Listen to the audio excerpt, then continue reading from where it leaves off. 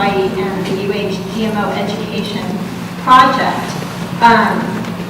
This was a group that started under Walters Energy in order to gather momentum and support at UH Manoa for the legislative session in January to get some legislation passed for GMO labeling. And so that's how this group started. And there have been a few major events so far. One was a Ku'ikalo event at Kanawai in September, where the UH Manoa football team pounded hollow, and there was some education around GMO labeling.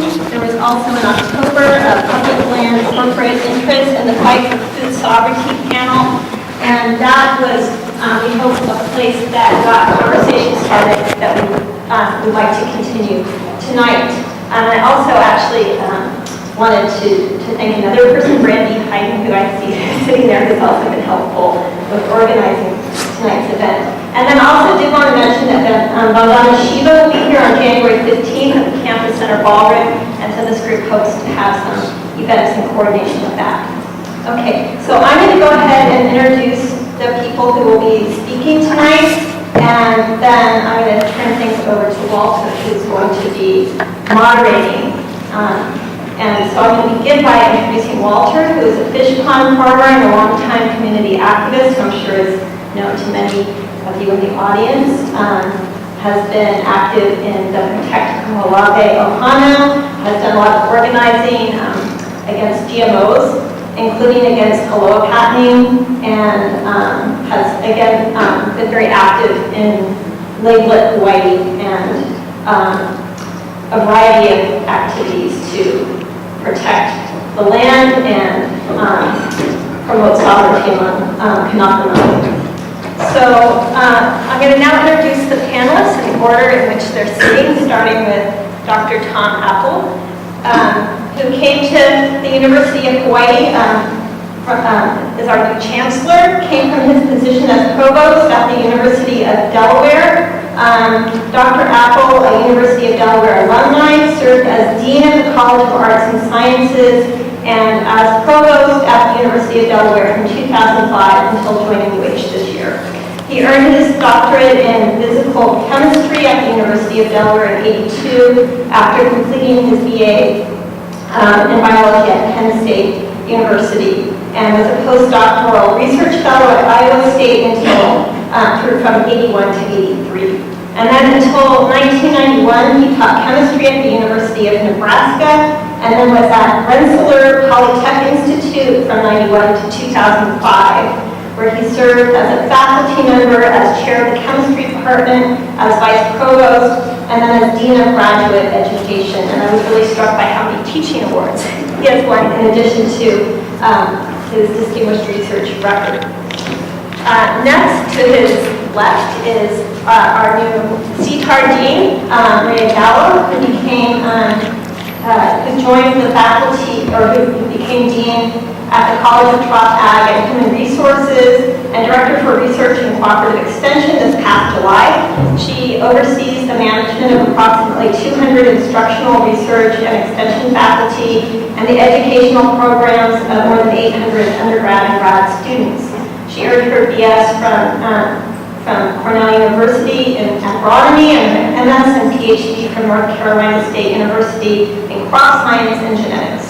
Before coming to UH, she served as professor and chair of the agronomy department at the University of Florida in Gainesville, and her research expertise is in plant molecular biology, genetics, and biotechnology aimed at improving performance and quality of tropical energy and agronomic crops. She is a Fulbright scholar and the author of numerous publications and an editor of the scientific journal Plant, Cell Tissue, and Organ Culture, and chair of the Alliance of Crop, Soil, and Environmental Science Societies, and past president of the Crop Science Society of America and the American Peanut Research and Education Society, and a fellow of the American Society of Agronomy. And then to her left is Scott Enright, who works at the State Department of Agriculture and came to the Agriculture Department with a strong background in agriculture, community building, and conflict resolution. His work history includes consulting for the Hawaii Sustainable Agriculture and Renewable Energy Project, was project manager for ITC Water Management, cultivation and irrigation superintendent for Hamakua Sugar Company, and orchid superintendent for Kilauea Agronomics. He's also served as chairman for the Board of Agribusiness Development Corporation on the Community Development Plan Steering Committee for Hamakua District and on the Hilo Hamakua Community Development Corporation Board. He's a graduate of UH Hilo and has an MS degree in conflict analysis and resolution from George Mason University. And next we have Z. Aki, who is also known as the Bones, as you can see here. He belongs to the Aina of Waiakeo and is the founder of Aloha Aina, or the Pacific Patriotic Organization Makabalu, which maintains a student organization on the UH Manoa campus. He is a recent graduate of the Hawaiian Studies program at the University of Hawaii with a specialization in Kukulu Aupuni, Envisioning the Nation, and a Richardson Law School applicant. He's an organic farmer of Kalo, Ulu, and Uala, and a full-time freedom fighter. So thanks to these people. I have one more person I'm going to introduce who's not here yet, but will be, and that is Dr. John Osorio, who is going to be rushing over from another event. But I did just want to say a bit about him so he can just kind of join the panelists once he arrives. Is there okay, excellent. He is a professor in the School of Hawaiian Knowledge and a historian of the Hawaiian Kingdom and a practicing musician and composer. He has been an advocate for the restoration of Hawaii's political independence and writes about the sovereignty movement in Hawaii. He has developed and taught classes in history, laws, culture, music as historical text, and indigenous research methodologies, and helped design the MA degree in Hawaiian Studies and assisted in creating a new school of Hawaiian knowledge. He is recipient of the 2010 Robert Clopton Award for Distinguished Community Service, and his visionary goal is that the Hawaiian sovereignty movement will ultimately produce a nation and government devoted to peace and disarmament, careful management of our lands and waters, and protection of the cultural diversity that has defined Hawaii. So he will be joining us fairly soon, we hope. Okay, and I'm now going to turn things over to Walter Riddy. So thank you.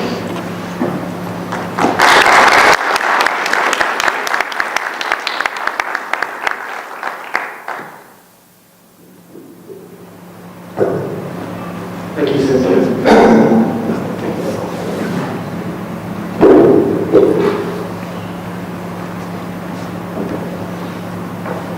Pretty strange being up here. We used to have a movie house in the little country, and we didn't have a roof, and we used to all come over there and fight with the mosquitoes and watch movies. That's how this reminds me of, except we got a really nice roof over here. So I'm trying to get myself comfortable, because I just moved from Walter this morning, and I got a little bit comfortable with traffic, and I'm calm down right now, and I'm just getting used to the University of Hawaii. And the reason why we're here tonight is to try to figure out what are the keys to this place, and how do you access this place. And I'm speaking as a community member. How does this institution affect our lives out there in the community? And what was set up so that that would happen, and this is still happening. So then one of the main questions we're going to be talking about is the land grant institution. So what is that, and what role did it play in the past, and what role is it going to play now, and then where should we go in the future? So if we can get to those kind of things before the night ends, we will have reached our goals. There's some other questions we're going to be asking about food security and about traditional Hawaiian knowledge that goes along with this whole program. I think the key is for us to figure out what is this land grant institution. How many of you out there know what a land grant institution is? oh, you got to talk to experience help out there, inform people out there. And we're going to allow you to ask some questions. I'm sure you ask some questions. We have a box over here that I hope some of you have a pen and a piece of paper that you can. And if you don't, I have some paper up here. And we have some. We need to get some of your questions. I don't think I'm able to answer all of your questions, but we'll make sure we keep all of these questions because we now know the people out here. Okay, so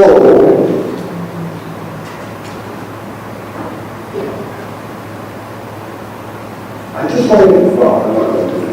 I'm going to explain the shirt, but that's okay. That's what I come with. Let's get right into trying to figure out this land-grant institution question. So,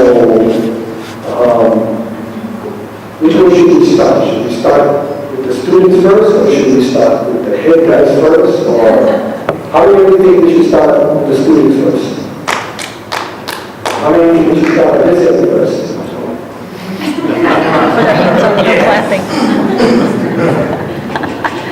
Wow, we don't have participatory audience here. So, would you like to try to start it off first, and we'll see where we go, and we'll work out on Friday, okay? All right.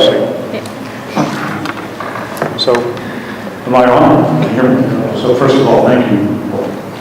And thank you all for coming. One thing, I'm quite new here, but one thing that I hope to see more of is more of these opportunities, more fora, more dialogue between all of us on the campus. That's what really campuses are for. And actually, one of the things I'll talk about is what I see as the extended, if you will, land-grant mission. And that's part of it, is that we talk about, universities are one of the few places where you can have open dialogue and be able to say what's on your mind and talk about issues. But I know many of you probably know more than I do about the land-grant mission, but for those of you who aren't quite sure, the land-grant university is a concept that grew out of the Morrill Act in 1862. So this is the, send you scurrying to your dictionary, which it did with me. This is a sesquicentennial year of the Morrill Act. And that act was created to bolster the economies of the time. This is just kind of the beginning of the Industrial Revolution, and it was for the agricultural and mechanical arts, which is why you see universities such as Texas A&M. That A&M is agricultural and mechanical. It was bolstered later by both the Hatch Act and the Smith-Weaver Act, which created agricultural experimental stations and cooperative extension. I really believe, though, that the land-grant mission today is expanded beyond that. I really think that if we assume that when it was formed in 1862, it was for the important issues of the time, that I think today, the University of Hawaii at Manoa, as the land-grant university in Hawaii, is also responsible for healthcare, for education, and not just higher education, but K through 12 education. And just as important, I also think that it is our duty and responsibility to provide for an objective third party that can do research in an objective way and can convene discussions to help guide our leaders to frame policy. So I think that those three additional aspects, and in fact quite a few more, in terms of law and policy.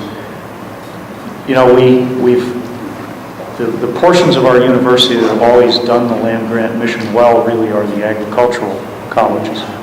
And they're used to being totally embedded in the community and rewarding their faculty for doing so. And I think one of the interesting challenges we face as we move forward is making sure that we reward that kind of activity in these other areas. We all, I think, understand that we're responsible as the research university to improve the healthcare of the state. We train the nurses, we train the doctors, the nurse practitioners, but we also do the research that leads to better healthcare. And we train the social workers and so on, and they're embedded in our communities. That's an important part of our land grant mission as well. I also think that that's the same ring I have. I don't think that's mine.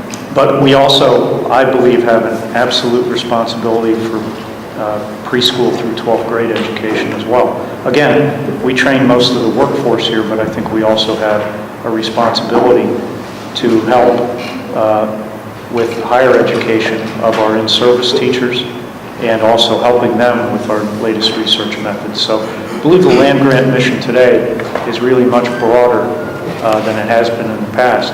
And the third leg of that, which I mentioned before, which is the objective third party in policy, I think is really important. So having discussions like this, doing research that helps us determine what directions we want to go in and helps provide advice to our leaders. I can't help but think that if 20 years ago the university had taken a more active role in thinking about how people move around on this island, we might have better solutions than the solution we were faced with. Get our experts and then our incredible energy of our students involved in some of these projects, that we could really have come up with a better solution than those that we're faced with now. All right, thank you. Thank you very much.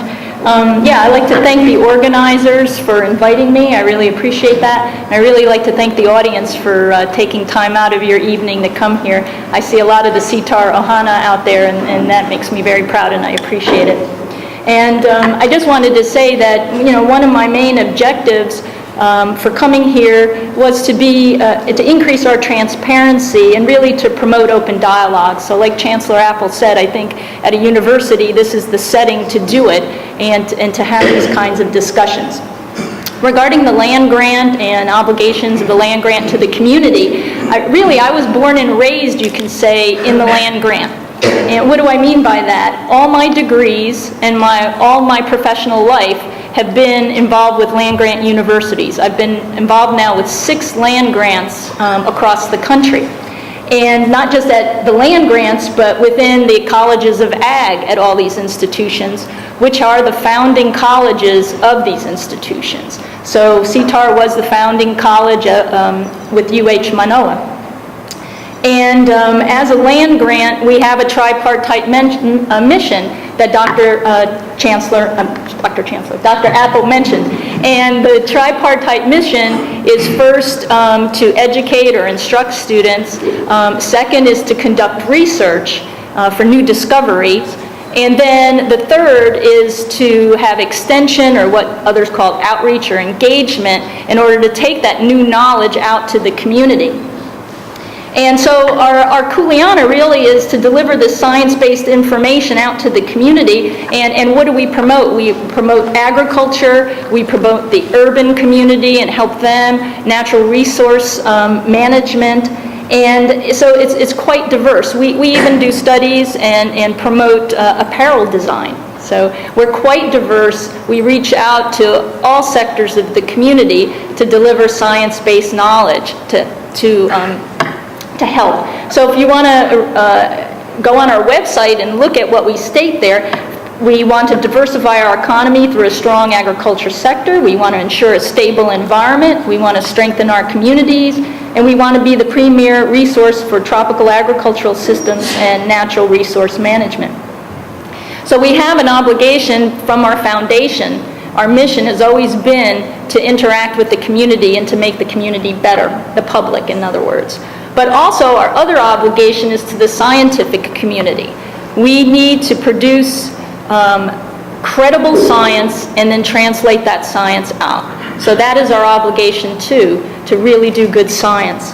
And then we also have an obligation to the global community. So it's wider than Hawaii. Although that is our main focus, we also produce new knowledge and deliver that to help others. And here we focus a lot on the Pacific Asia region because we have a lot in common and we can deliver a lot and benefit through this international efforts. So we also have that kind of obligation too. I want to say, question was, Walter said, what are the keys to the university? Like, how do you get in? but we have offices in every county across the state. We are out there through the Extension Service in our Extension offices at our experiment stations, and you are always welcome to go in there and ask questions and take advantage of our Extension agents. And I think sometimes what's confusing is, since we're all around the state, people think sometimes when we're in Hilo, we're UH Hilo. Or when we're somewhere else, we're some other entity. But it's UH Manoa, because we have a statewide mission, and we deliver on that mission. So we welcome involvement with the community, and we're involved all the time with the community, with workshops, with open houses, with training programs. It goes on and on and on. So like I say, I welcome you to come on our website and to really engage and see how involved we are in the community, because that's our mission. So thank you. Thank you all for coming. Thank you, Walter.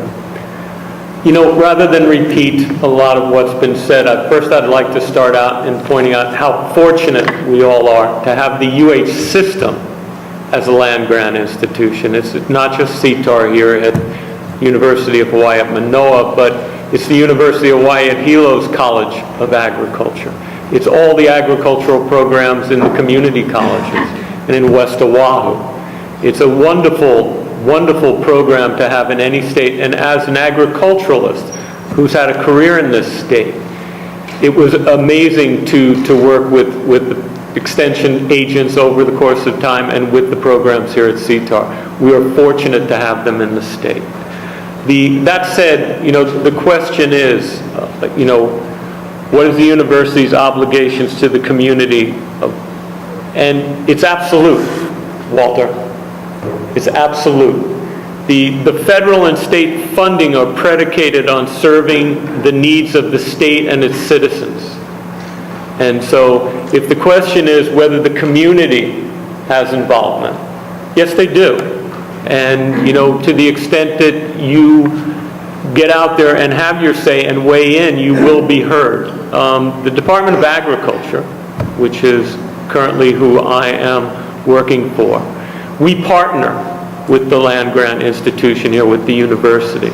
Now, we're part of the executive branch, so we take our direction from the legislative branch, but you all can influence the legislative branch that will tell us how to interact. If you don't like the way things are going with programs here, that's one of the ways to weigh in. But that said, it's an amazing program. The extent of the success and prosperity of agriculture and forestry in Hawaii is due to having our land-grant institution. So, thank you very much. Aloha mai. Mahalo ia ko, no ko hele ana mai. Thank you for coming. Can you hear me fine back there? Cool. My face is horribly normal, so I'm wearing this mask. As you must know, land-grant institutions have the obligation to fulfill the democratic mandate for openness, accessibility, and service to the people with regard to agriculture and the mechanical arts. That obligation is quite vague, so many land-grant institutions tend to follow their own path with regard to the obligation that they have to the community. Most extend their expertise to farmers. I believe the University of Hawaii at Manoa does that. However, I feel there is, Hawaii presents itself a uniqueness that hasn't really been explored by this institution. In 1994, 29 Native American tribally controlled colleges became land-grant institutions. The Oglala Lakota College, in particular, fulfilled its obligation to its community by bolstering and enhancing their traditional cultural practices in organic farming, and in doing so they established international cultural exchanges. Rather than adopt a American Western model of farming and agriculture, they preferred to strengthen their own.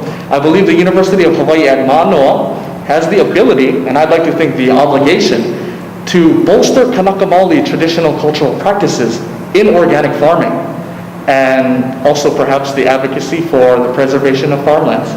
Mahalo.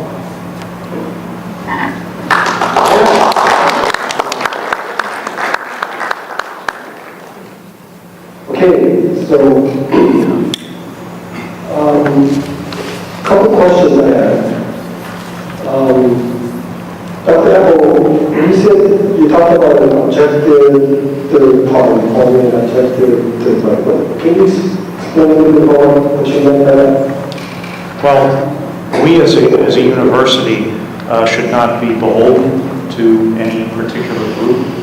And so if we're, well, let me give you an example. If we're looking at the transportation issue, for example, we are not owned or bought by either union labor or construction companies and so on. So we can, likewise, if we're testing drug efficacy, we don't take money from the drug company itself to do that research. We rely on funds from the federal government. So the idea is that we do research and as objective, no, it's certainly true that people do research, but we try as scientists, engineers and so on to be objective when we do it, to look at data and try to draw conclusions in as unbiased a way as we can. And that way, that gives us a credibility when we go out and share those results with the community, which is oftentimes on many of these issues in very contentious positions. And so the idea that the university can be a respected third party that is coming forward with data-driven conclusions. Thank you. I think this land grant thing started was the agriculture economy was based on small farmers. And today we've gone from small farmers to a consolidation of all these farms into big farms, into giant farms, into international farms. How do you see that change affecting how we're going to be operating this land grant institution? Are we going to just encourage that consolidation? Are we going to also take care of the small farmers as we go along? How do you see the university at this point in 2012 dealing with this huge change that's going on? That's a good question. Actually, it's a little bit of a misnomer that there's mostly big ag. I was just at a conference last week where they went through the statistics, and most farms are still small farms. They may be in co-ops or they may engage in other things. But it's true that there's more of an industrialization of agriculture, that's for sure. All this driven really by economy. How can you do economy of scale? How can you produce enough food in a cheaper way, but still be safe? But as far as what we do at the land grant, we support all sectors of agriculture. So we don't pick or choose who we support. As Chancellor Apple said, we supply objective information. Our stakeholders represent the entire community of agriculture in this case, and we're there to be supportive. One thing that hampers us, and this is a good point to bring up, I believe, is the decrease in state funding and the decrease in federal funding. So when that happens, that limits us. And therefore, we have to be more revenue appreciative. In other words, we have to seek more revenue in order to keep our mission going. So what I would like to say to all of you out in the community, and as Scott mentioned, is really to support CTARS, to support the land grant mission overall, or the other universities, and to encourage our legislators to appreciate agriculture and to give it the kind of support it needs. Because without that kind of support, we just are dwindling in size, and it makes us less able to do our jobs and to be helpful. So here in Hawaii, we're a Pacific nation here, and we're surrounded by water. We've got limited land space. So when it comes to agriculture, everything impacts each other. So right now, we find ourselves making this huge switch. The seed companies that are coming to Hawaii, I think the top 5 in the world are here in Hawaii, maybe the top 6. So they're making a huge impact on our farmlands, on our people, on everything. And I was wondering how the community is responding, and the community is responding in a negative way because of the changes Nobody quite understands the changes because there's so much secrecy. There's so many people guarding the gates. There's so much, don't say this, don't say that. As a community member, we try to get information. You weren't here at the time, but there was like a gag order on your employees and extension service. But people who are out there in the community were not speaking at all about GMOs and the effects of these things on our health as a people. So that put a really good damper on our ability to find information and to get information. We had forums where the university CTAL people wouldn't even participate. And Monsanto people and the CTAL people wouldn't participate. So all we kept hearing was the one-sided information that was coming out into this community. So that one-sided information was telling us that this change that was happening right before our eyes, we had no control over, and nobody was listening to the concerns. When we went to the legislature, we couldn't really hearings regarding this issue. So I'm not asking a question at this point, I'm making a comment as a community member who's been involved. That something needs to be fixed so that it becomes all the words that you guys were saying, open, third party, where information gets out into the community regarding all this GMO stuff. It's complicated, and it's scary, and it's new, and it's taking all of our natural resources. So I just wanted to throw that out there and see if you want to respond. Yeah. I understand that for people, it can be scary. You should be concerned. It's okay to be concerned. But one thing you have to be is open-minded. So I've produced genetically engineered plants for research purposes. I've taught about it for years. You have to have an open mind in the sense that what we've been mentioning is that what is the data for this? And the data says, the science, if you want to believe the science, and you should, because the preponderance of the information is that these materials are safe. They're super regulated, more regulated than any other kind of food you consume. And so at this point, it's really a trust in the system and in the science. And I'm here to encourage you that at this point, it's safe. Now, does that mean we don't conduct more studies? Does that mean that if information comes out, and this is the difference between science and non-science, is that we're here open-minded that if new information comes in that's valid, we then change our hypothesis and then we change our conclusions from that. So I think what has to happen is an education about what this technology is, why it's not as scary as I think some people think it is. And honestly, and this is my opinion as a geneticist that does this work, is that this is a solution for the future because our population is growing, and it's growing at an astronomical rate. And how are we going to maintain a clean and sound environment and feed all the people we need to feed? And it doesn't mean that we can't have a diverse agriculture. I'm not saying that. But I'm hoping at the end that people can be open-minded and not closed-minded and say, really what are the benefits of this kind of agriculture? What are the benefits of all the kinds of agriculture? How do they fit together in a system? Okay, so can we expect then that we do have future forums that CTAL will be participating in giving out those kinds of information? Or are you still going to be, CTAL going to keep saying that they're not going to participate? Well, I'm here. Maybe this is a new day. I'm not talking about a general forum. I'm talking about a forum specifically on GMOs.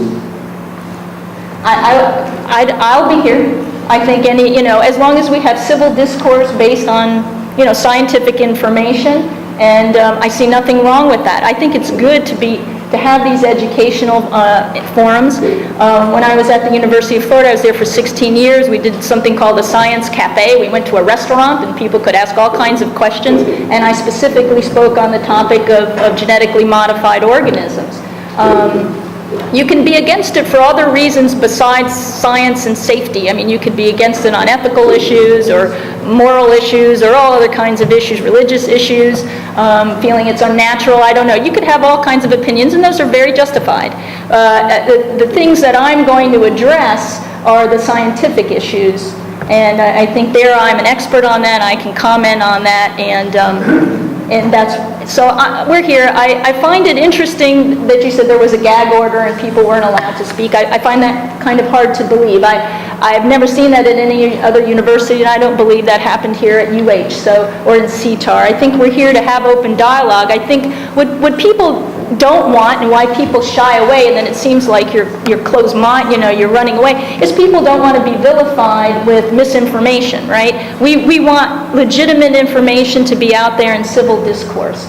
So I'm a community member, and I just told you what happened in our community.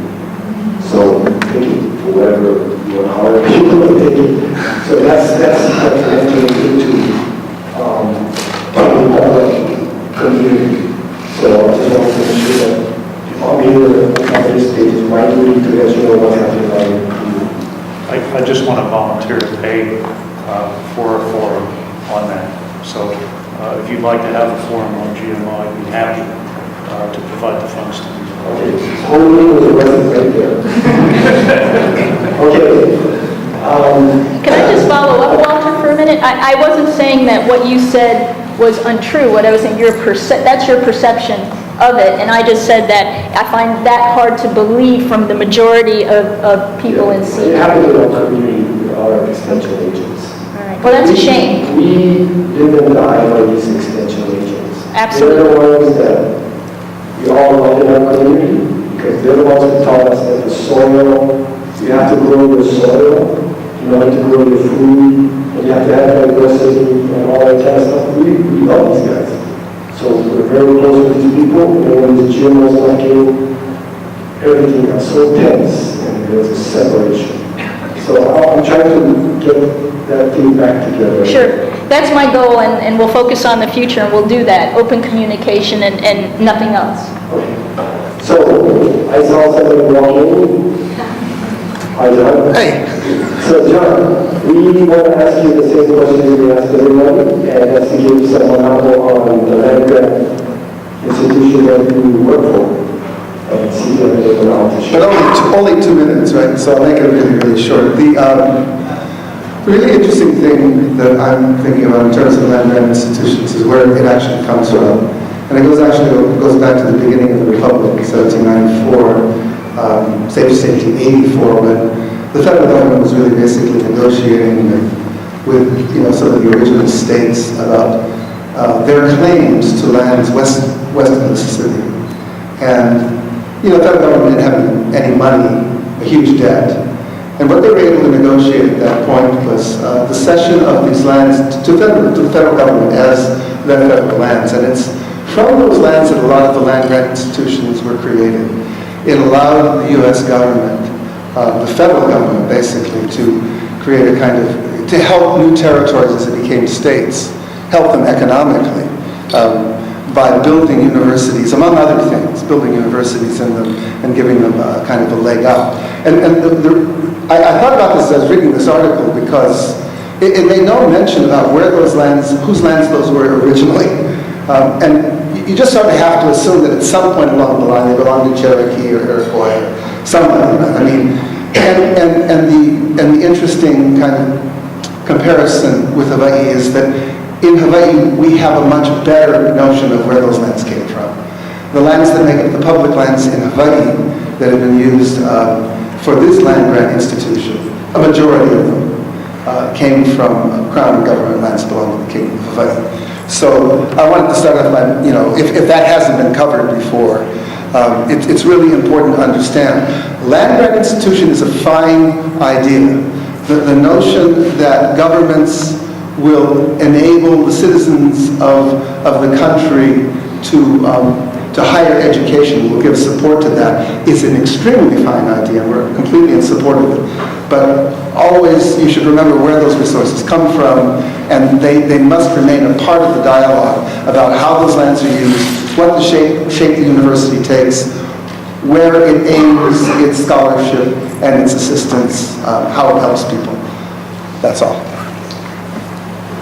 Thank you. So since you have the mic, let's give it back to you. Let's go to the second question, and we'll come down to the Okay. Okay, so the second question, is in regards to food security and the role that this institution has played regarding what's happening with quality or employing all of our food that we eat.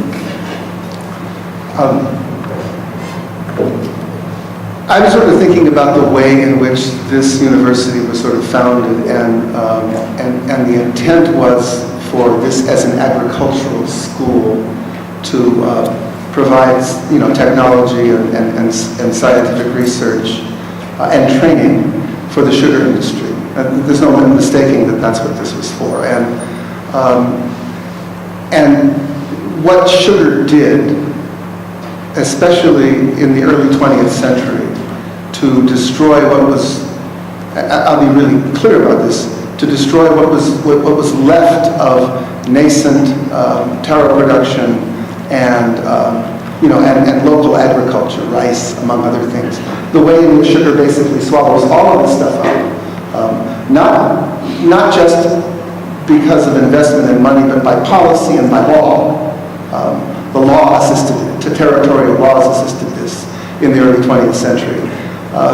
So what you see the land-grant institution used here for, while it created, I suppose, a stronger sugar industry, and created the seeds for, really centralizing agribusiness in Hawaii. What tends to happen, whether the university is responsible for that or not, but what tended to happen is the disappearance of small farms, small local farms producing local kinds of food. And that has serious implications today. I do believe that the fact that we import not just so much of our food, but so much of the things that we depend on to live is an extremely dangerous thing given the rising cost of food and the rising cost of transportation. We're thousands of miles away from the places that produce those things. We just really need to do the math on this.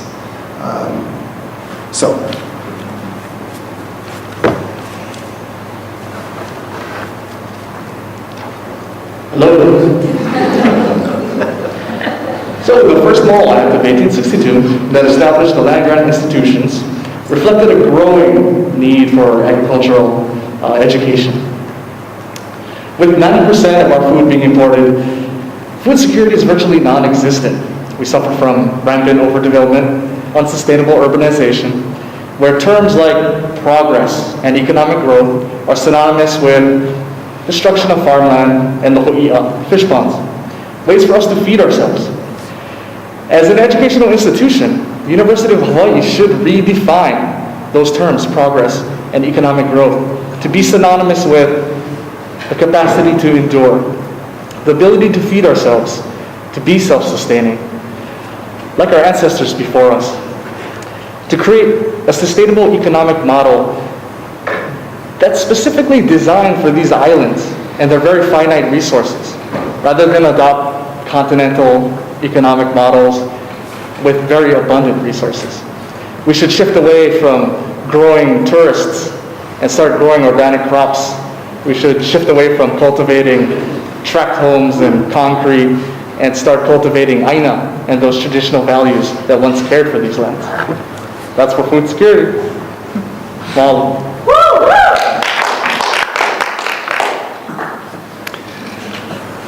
Our university system and our land-grant institution has two key sources to mobilize faculty expertise and student learning towards agriculture. And one is research, new research into productivity in agriculture. And the other is education and outreach through the Extension Service. And to the extent that both of these are focused on food sustainability, food security issues that our island, agricultural economy demand, we can make real inroads into improving ag in this state. And that's what we'll do, Walter.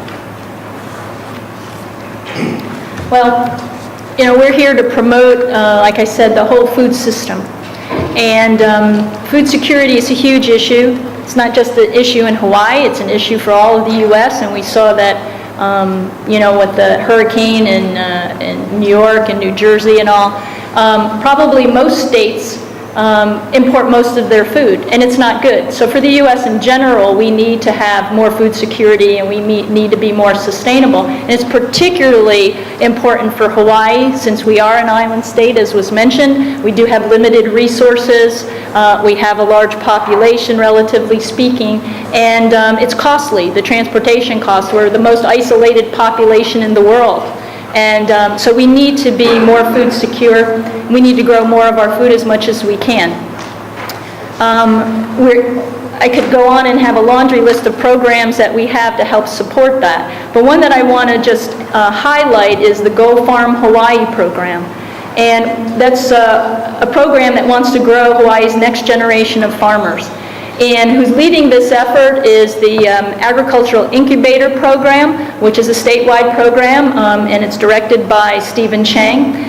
But in cooperation with that program, CTAR is involved in that, as well as Windward Community College, Kamehameha Schools, and there are other partners that we're trying to get on board to promote this program. And I think it's a fantastic program.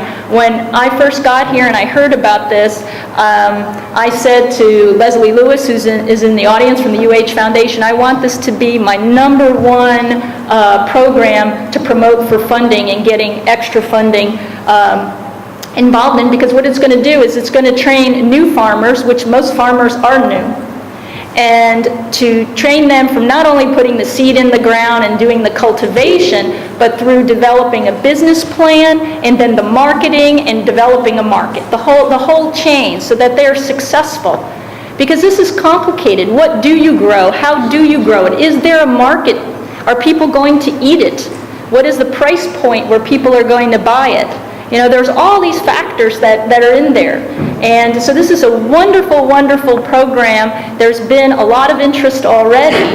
And I think this is a model that we can put together that will benefit Hawaii greatly, and then could be used by others and replicated and grown in capacity across the Asia-Pacific region and into the mainland. So it's a fantastic thing. Like I said, I support that. And I think this is the way we help get Hawaii to have better self-sufficiency in food. Well, I don't know enough about this issue to offer any expertise here of any use, but I will say that as a university, the greatest thing we do is we instill passion and knowledge in our students. When I think about the future of Hawaii, there are very complicated issues when we think about how we might want to transform the society. That's one of the reasons I'm very proud that we're a liberal arts university as well. And our students who are getting their education here can look at these incredibly complex problems in more holistic ways. And So a couple comments. John mentioned the fact historically, when the sugar companies came, the small farmers were displaced. And it seems that that's still going on now. We went from sugar cane to pineapple, and now we're going to corn and seed products. So what do you see that being? Are we still going to go down the track where we're going to keep displacing small farmers, or are you going to try to balance this thing off because of this decision? I think you had to talk about seed product. Yes. The programs that CTAR are doing the same thing that they did with the sugar guys, which is pump out scientists and employees for the seed companies or for the sugar companies. We're going to try to design that thing where we're actually producing small farmers. Right now in our community, there's a huge push for talent. Talent is becoming something that they're following at political rallies, they're following the football teams. People are finding out that this talent is something that's very nutritional and it's good for everybody and it's part of our culture. So there's going to be competition for land and water for these things and for the training that's necessary to make sure that we have all kinds of valleys full of walls and ready to produce talent.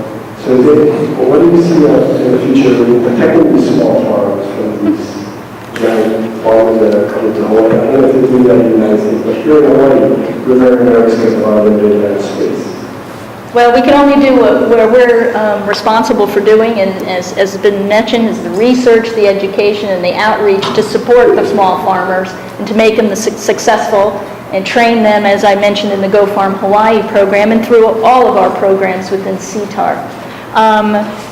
We have faculty that have worked on the taro task force.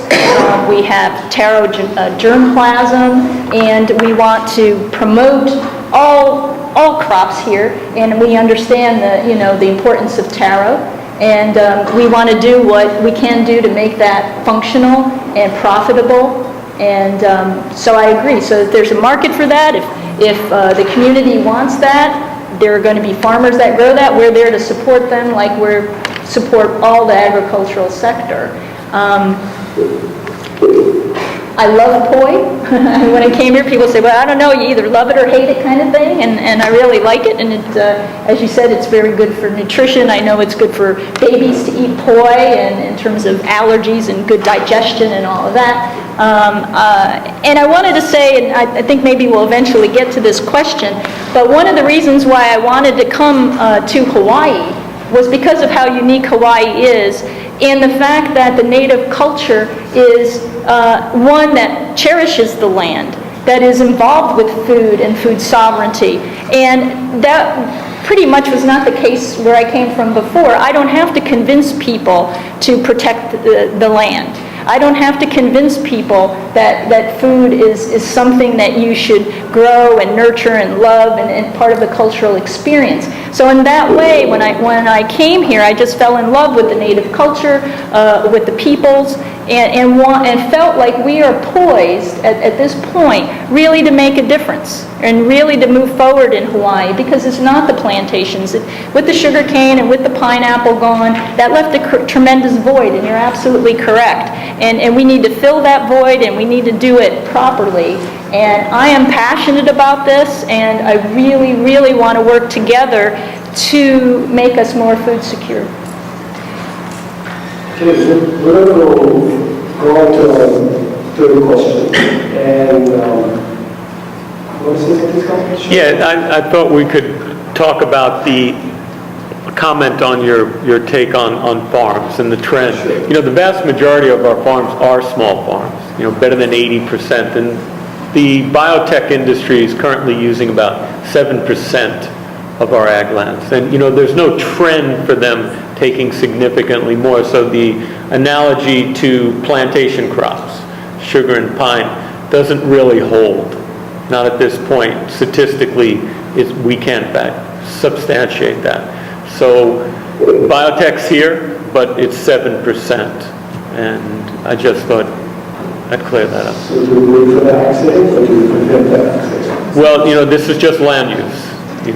What's getting used, what percentage of our agricultural lands are being used. And, we still have agricultural lands that the department that will be looking for people to utilize, and it really is, the dean talked about it, it's price point.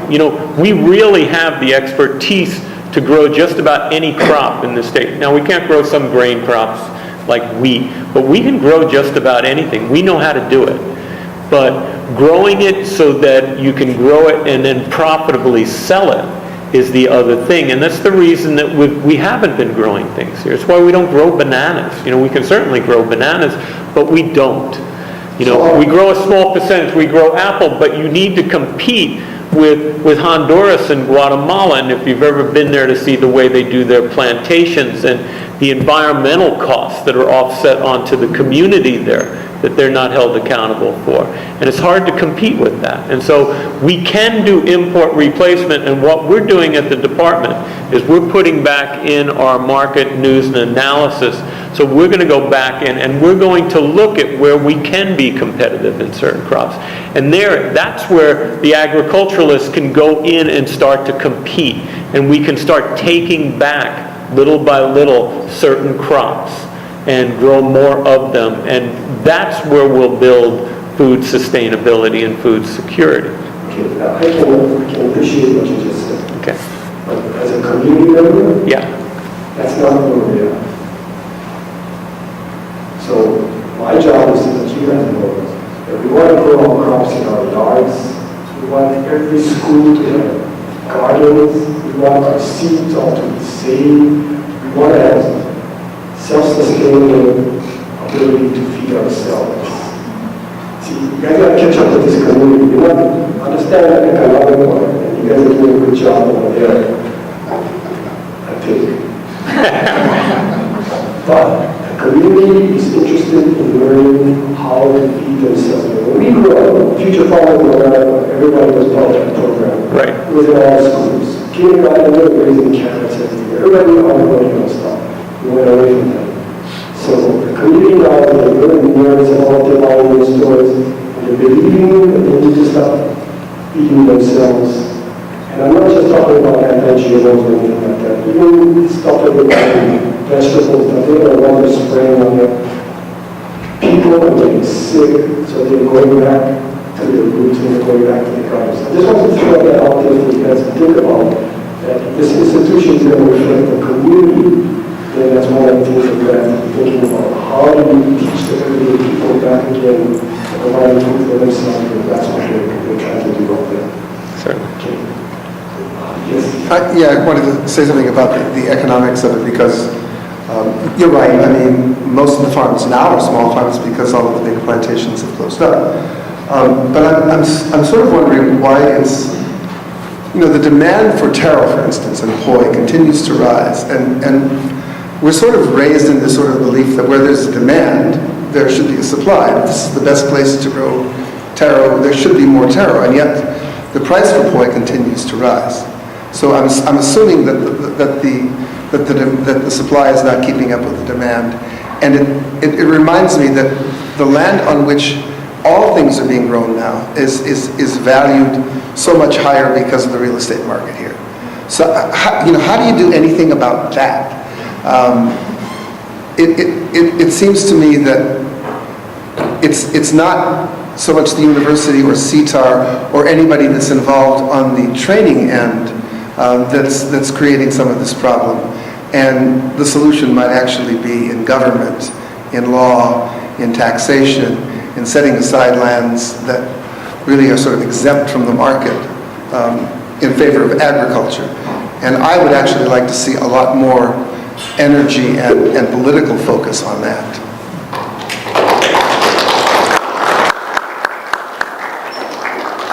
The program, the Important Agricultural Lands Program, currently there's 90,000 acres that have been dedicated to it. And with that land is then tied up, it's in agriculture in perpetuity. And so it won't rise because it can never, the price isn't going to rise for development. It will rise, but not the way we've seen in the past where agricultural lands have been used for development. And so the administration, this administration, the Abercrombie administration, and Chair Russell Kokobun, Department of Agriculture, we've been pushing that program and trying to tie up as much land as we can in that program. And we're looking to take the state lands that haven't been put in and put those in so that they can't be ever developed. They'll be in agriculture. And that's one way. Taro, the largest taro grower in the world is China. Cuba's the second largest. We'll start to, we're starting to see a production, but it's really hard work. So it's part of the incubator program, finding agriculturalists that want to go out there and do that work. And we need to bring them along. But, looking at the statistics, we're starting to see a growth, but it's not meeting demand yet. I think it will at some point. And so you are working, though, with people who have been going through programs like Kanewai. Right.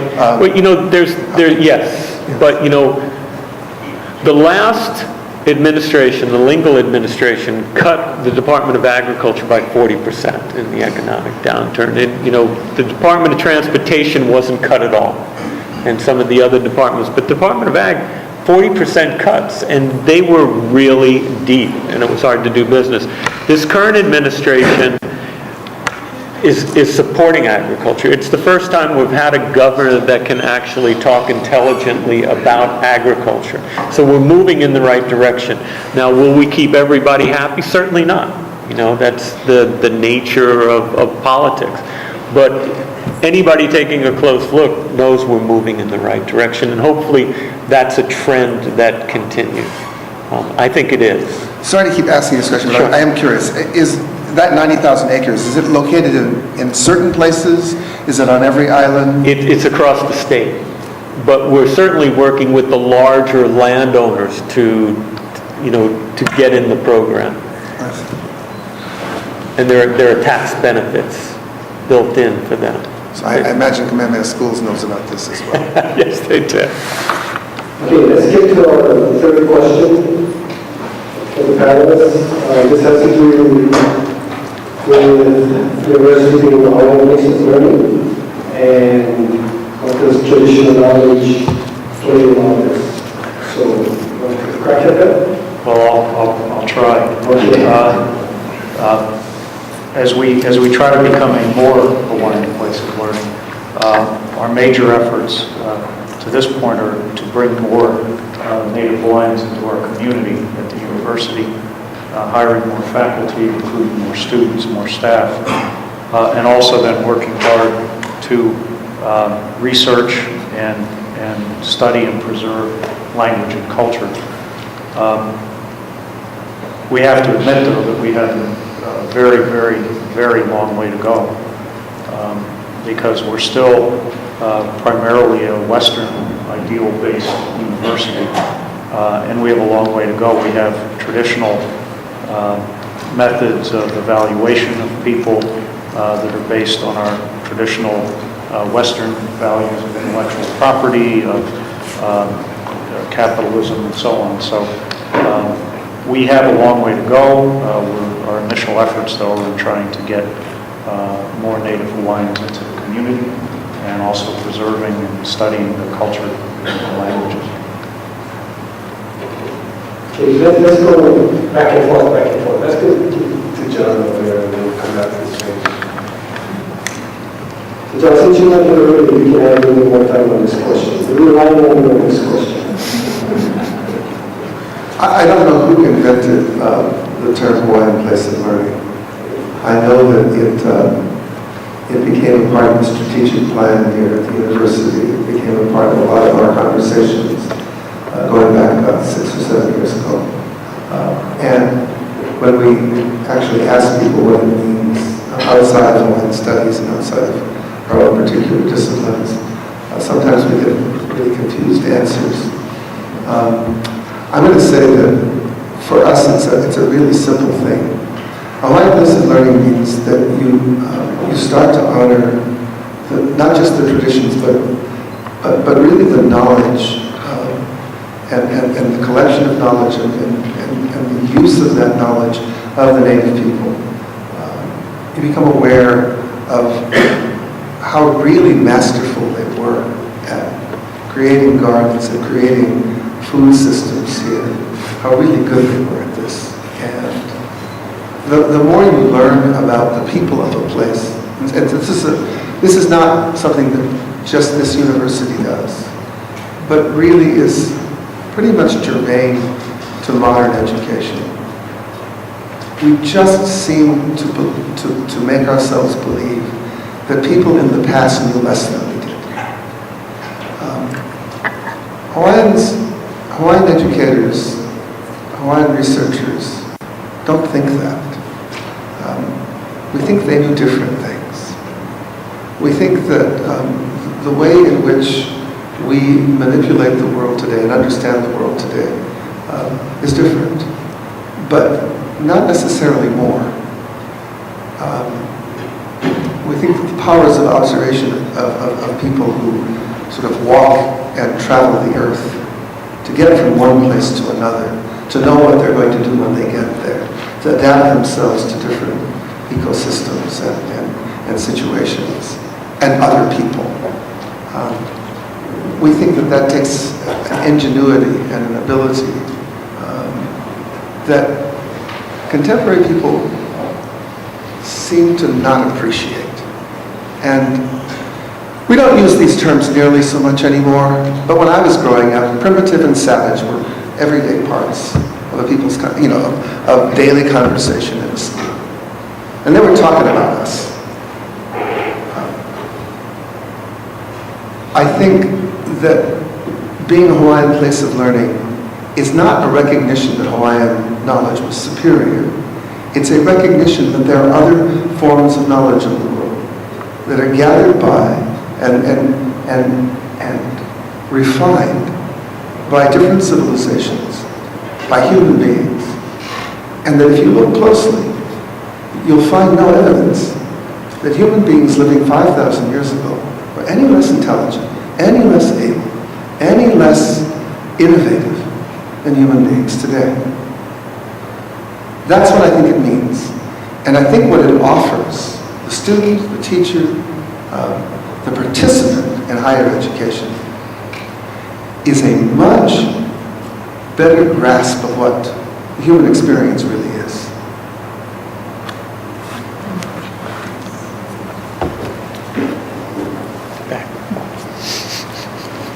I can't say it any more eloquently than what you just said.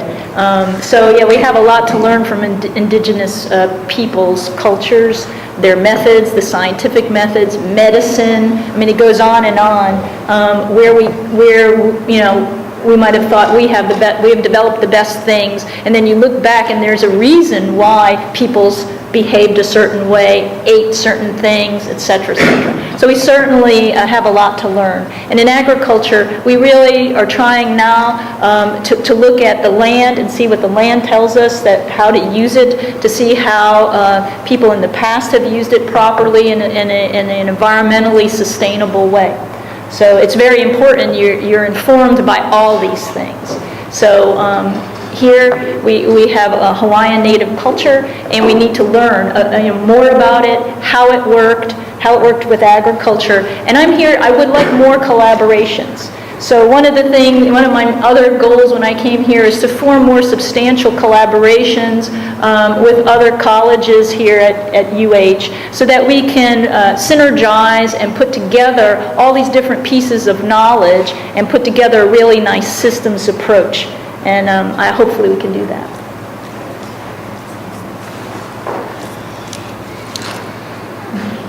Hawaiian ways of learning. Many Kanaka Maoli Hawaiian students have asked that same question. We've always wondered what that meant. Is it in the strategic plan because it sounds good?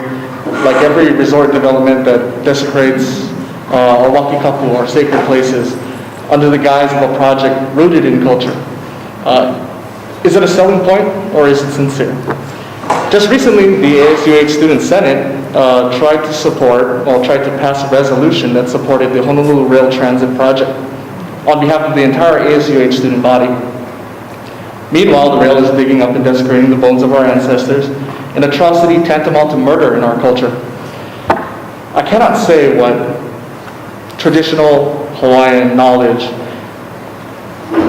plays its part in the obligation of the University of Hawaii as a land-grant institution. But what I can say is that that traditional knowledge was custom-made for Hawaii. It rocks the party. That traditional knowledge fed millions. It ensured 100% self-sufficiency. And while Europe was celebrating their agricultural revolution and the development of the Norfolk four-course system, our ancestors were already hundreds of years into a highly advanced aquacultural water engineering system that incorporated entire land divisions. I think if you want what's best for Hawaii, all you have to do is nana ike kumu, look to the source. Mahalo.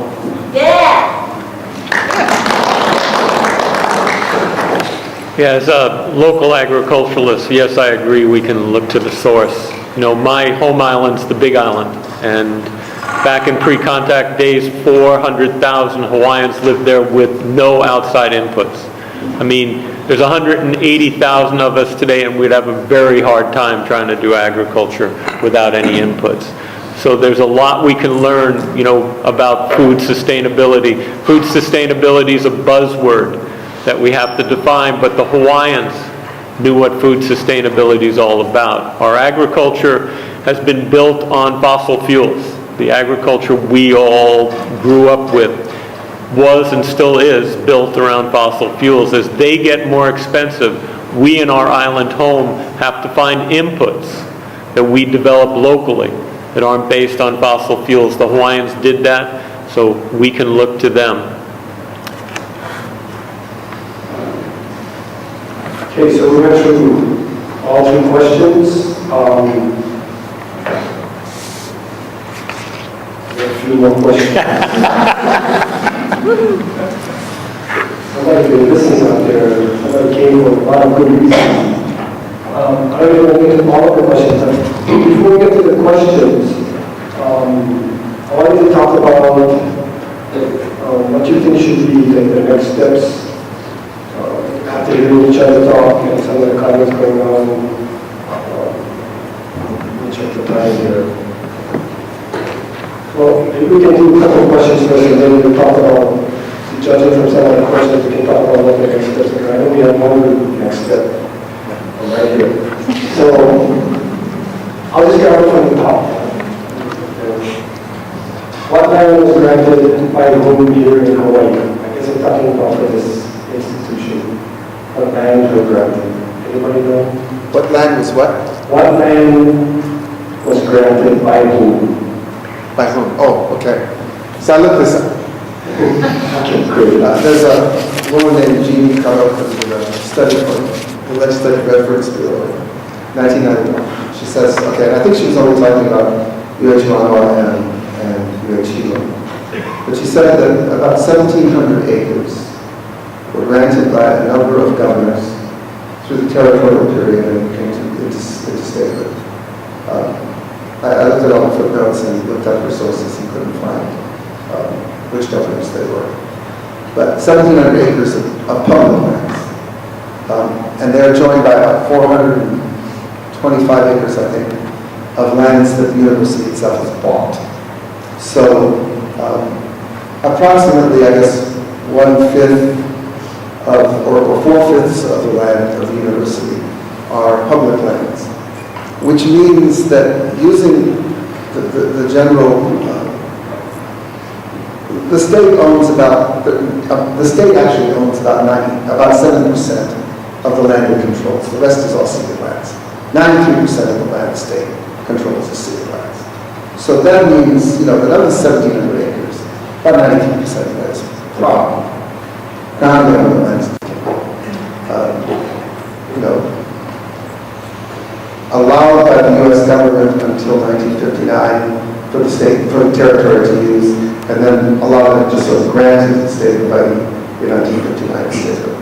Almost certainly, this university stands almost certainly on over 90% of crown government lands. The one really interesting thing that Carla did was she looked specifically at public lands that generated revenue. So she looked at the dormitories at UH Manoa and Hilo. And she was doing this in order to make a point that a tremendous amount of revenue was generated by a very small amount of land, and that this revenue could easily cover tuition waivers for the Hawaiians. It was making that case in 1991. And I urge you, if you're interested, if anybody's interested, contact me at osora@lake.edu, and I will send you the link. All right, next question. If 90% is too much, what is the right amount of imported food? 90%, 0%, what percent is sustainable? Go ahead, Scott, you got it. It's dynamic. There's no clear answer to that. If we could make a profit, if agriculturalists could make a profit growing everything we eat or almost everything we eat, I think we would see that. We have the land to do it. But so where is it? Where's the balance in there? I think it's dynamic, and I think it's tied to the cost of fossil fuels in a barrel of oil. So as you see that go up, it becomes easier for agriculturalists to make a profit. They no longer have to compete against fruit getting flown in from Chile or New Zealand.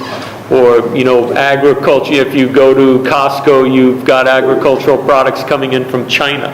So you will be able to compete as that barrel of oil goes up. And that's, I think, something you can watch, and with that will grow more for local consumption. And that's import replacement, and that's food sustainability and food security. Question. As a group, objective institution, how much money does CTAR receive from Monsanto and or other big ag corporations? I can't speak for individual researchers. I think what this person is probably trying to get at is that, we receive scholarship money, fellowship money from Monsanto. I think it's $500,000, but it's to be spent over a number of years to support graduate students. And so we're grateful to have somebody who wants to support education. We accept money from legitimate sources who want to support scholarships and fellowships in order to train our students. I think what this kind of gets to, or the things I've heard before, is that, well, then are you beholden to them? Is there because you've accepted money for fellowships, does that mean somehow, you're tied to them? And absolutely not. So it revolves around the integrity of the university. There's nothing tied to that money. It's not for people to be trained in a specific way. It is to just have people have a scholarship, a fellowship, in order to get an education. So what I talked about before, and this is an interesting thing, is that, as I said, state dollars decrease, Scott mentioned 40% decrease for the Department of Ag. There's a substantial decrease for the University of Hawaii as well. And federal dollars are shrinking extremely fast. So who steps up? So as these industries say, well, the state's not paying for this, the federal government's not paying for this, we want to be viable, we're going to have to contribute. If we need research done, if we need education done, then the private sector steps in at some points, or foundations step in, or NGO, all different kinds of agencies then try to fill that gap. And this is what we have to do to survive, and there's nothing wrong with that, as long as Chancellor Apple said we're still third-party objective researchers, and we are. The next question is, the state seems dysfunctional. That's not a question. It's not. The state seems dysfunctional when CTAR and Department of Ag are promoting production, while the other departments are displacing ag lands like OP, etc. How can CTAR, RANGE, and UAG deal with this? That's the first question. Okay, I'll just do the first question. How can CTAR, RANGE, and UAG deal with this? That's a land use policy question. So, it's actually neither CTAR or the Department of Ag. Department of Agriculture's mission is to promote agriculture in the state, all agriculture, and so we're there to protect ag lands. But, where there's development, especially where there's urban development that's been planned for a long time, there are differences of opinion. Do I think that we'll continue to have battles about important agricultural lands in the future?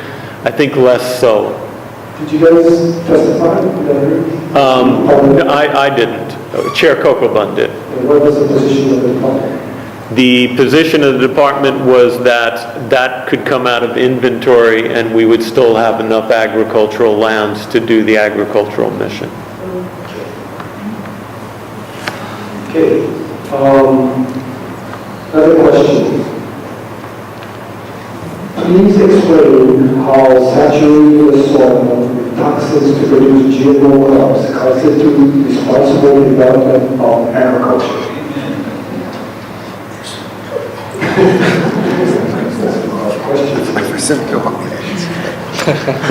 I don't know what that's exactly referring to. If it's referring to conventional agriculture's use of pesticides and herbicides, yes, that's done.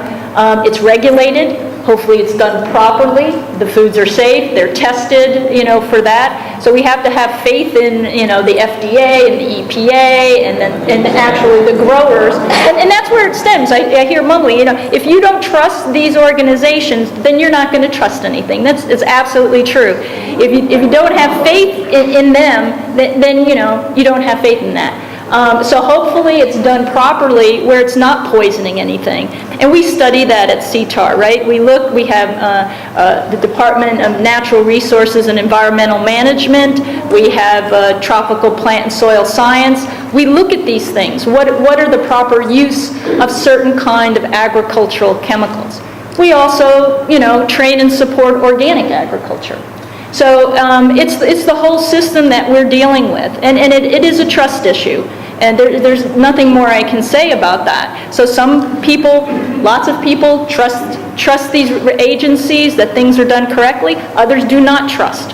So I think the important thing there is if you don't trust it, if you think there's data and real information out there that says that they're not doing the correct thing, then present that information. But our mission is to, conduct the science and bring that information, out to the public. That's all we can do. We're not a regulatory agency. We don't set the policies. And in my opinion, I eat organic. I eat conventional. It depends on my mood. I eat GMOs. I eat the rainbow papaya. It tastes great. I'm not personally leery of that. But if you are, there are choices out there, and that's the beauty of the society. So if you don't want to eat these kinds of certain foods, you have a choice not to eat those foods. You can eat organic, you can grow organic, you can, and I see people making faces out there, and I don't know why, but you have a choice, and to think that you don't have a choice is incorrect. But there's studies on that, and hopefully, if there is contamination, it needs to stop, correct? If there's something wrong with certain applications of certain things, it needs to stop. There needs to be proper regulations and control. So to just blatantly say that there's poison and use those kind of inflammatory words is really not true, because I'd like to see the data and the information. To say it doesn't exist in certain areas of the world, for example, when I was in South Texas, the Rio Grande River is one of the most polluted rivers in the country. And children were being born with no brain stems, with all kinds of problems. And then, some people say, oh, there's no problems with that, the moms are not getting enough folate. And that wasn't it. The river's polluted by all sorts of sources, not agriculture sources, but all sorts of industrial sources. So there really is pollution out there. There really is issues with that. But to blatantly say that certain entities are poisoning, you have to have evidence for that, and then you deal with it from that point. I was just going to say that, the reason for the faces is likely because people don't always have a choice. You eat what you can afford. Organic food is more expensive than inorganic food. Organic food, things that have been, that you feel that you can trust are beyond the budgets of many people. So that's actually a societal problem. If we are actually creating foods that are not good for people, and this isn't really your conversation, it's not the conversation necessarily of agriculture, but there really is a problem with people's diets in the world today, particularly among urban poor. Distance from fresh foods, inability really to get fresh foods in their neighborhood, reliance on fast foods from fast stop, pre-wrapped microwave crap. It's awful. It's awful. And the larger question, I think, for all of us here that we have to address is not just GMOs. It's, what is happening with our food? what is happening with our economy, that we can consign whole groups of people to the most unhealthy kinds of lifestyles, and pardon me, and say, you have a choice. A lot of them don't. And that's a problem for all of us.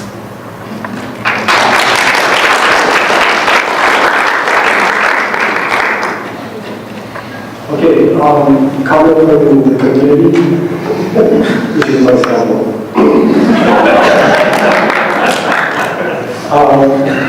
And more we had very limited farmlands and very limited water for those farmlands.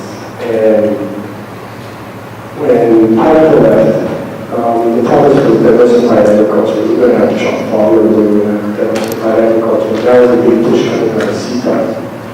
And they were going to whole states to start farming and all that stuff. And then in comes Monsanto. And what we have today is we have lands that are bare, absolutely bare. Never in all my life, more than have I seen all of our farmland red. Usually it's always got something growing or grass. We're famous for our grass. Because there's huge winds, that's why I call it what's a cable. With electricity, we have lots of wind. So what we have is people who are farming not using best management practices.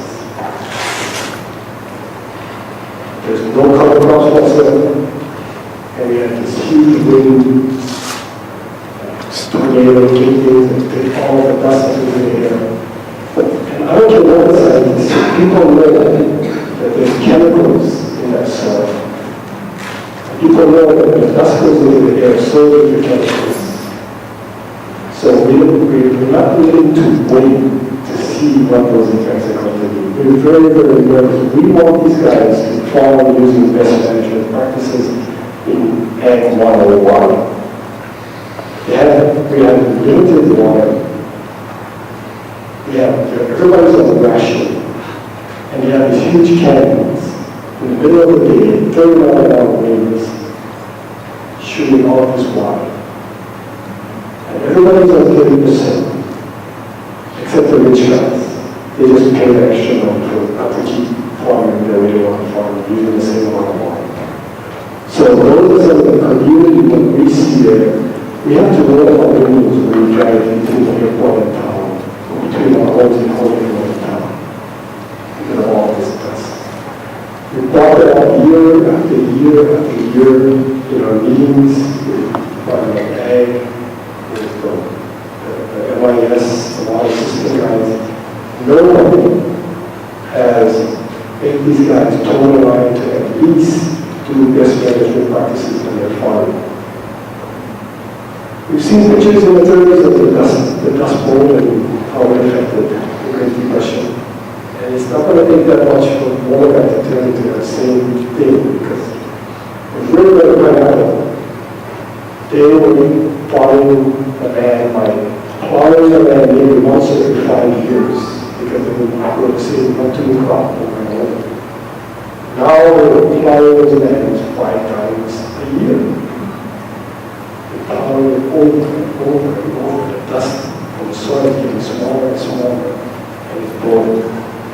So we're afraid that the dust is going out into our leaves, that the dust is going into our homes, and that the dust and the chemicals are going into the air and floating in our mountains and becoming part of our rain that goes into our drinking. So those are the kinds of things that we're thinking in our heads is that the price we're paying for this new agriculture that's coming to our eye. So somehow that's the way for the community to prevent those things. And if the government is not listening, and they're not, the county says, go see the state, the state says, go see the feds, and nobody came to see the feds. So we're stuck as a country. So I just wanted to check out here as part of answering this question. So we'll look at another question. This one is for you, Tom. This has been very quiet here. Do you see Monsanto funding as an impediment to the partial pursuit of knowledge and to the goals of a land-grant institution? That question. As long as the funding is independent of the actual research that we're doing, as long as it remains a completely separate part of what we do, I'm always leery of studies that are funded.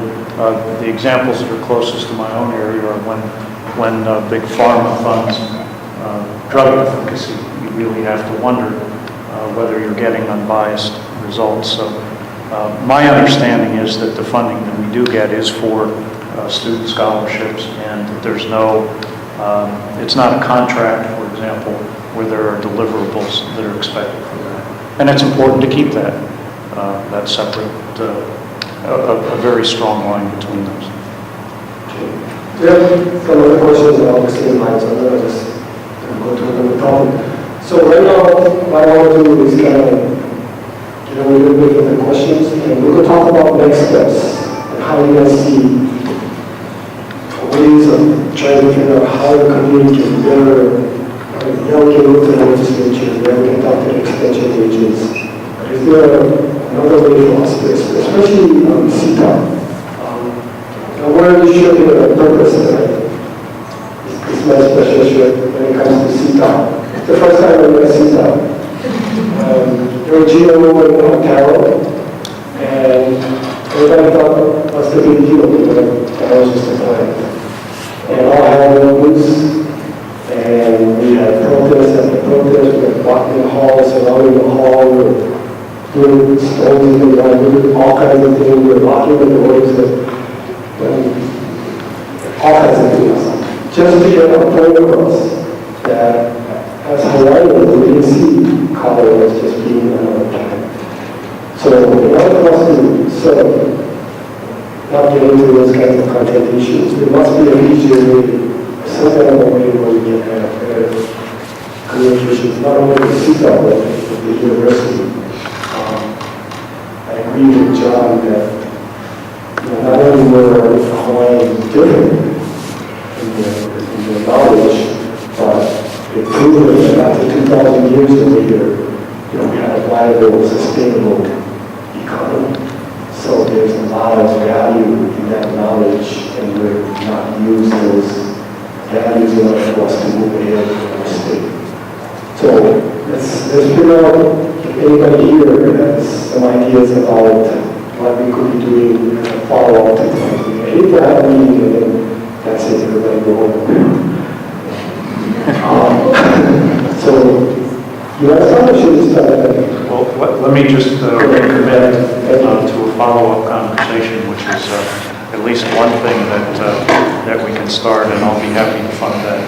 And you had mentioned a discussion about GMO, and I think we could have a lively discussion about that, and I'd be happy to sponsor that.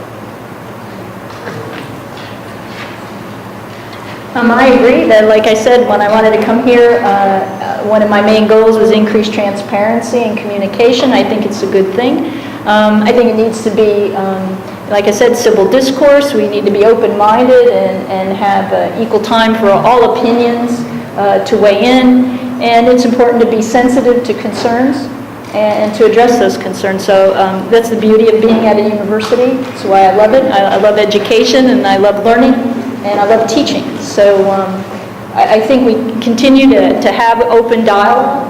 I think that I want to also encourage people, as I said, to take advantage of our cooperative extension service. These folks are out there to help you. You can have dialogues in a more informal setting through them and get information from them. And so I look forward to it. I would, to the extent that the community supports agriculture, I'd really love to see the community out there supporting the land grant institution's extension service. The funding for the extension service has been cut over the years. And so we don't have the same extension service that we had years ago. So extension agents need to be writing grants so that they can continue to do their work, because we're not supporting them. That takes them away from their primary mission of being out working with the ag community. And to the extent that we want change, I see real change there. As an agriculturalist, I would really love the community to come out in support of the Extension Service. And a revamped Extension Service that's serving a 21st century agricultural community is exactly what we need. Is there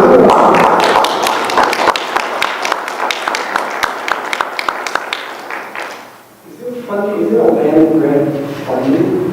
Like, somebody gives this institution money just for land grant, under the heading of land grant or something? We do have what are called formula funds from the federal government, and we have more experts out there that could tell you how these formula funds work. But, so that is for the land grant. So it's based on research and it's based on extension, but it's not enough. So those dollars are continuously decreasing, and it doesn't support the whole operation. So we have depended in the past a great deal on state funding, and as Scott said, that has decreased tremendously. And I think, and somebody out there can nod if it's yes, but I believe since 2009, for example, we're down 10 extension faculty, and that's quite a bit for our state.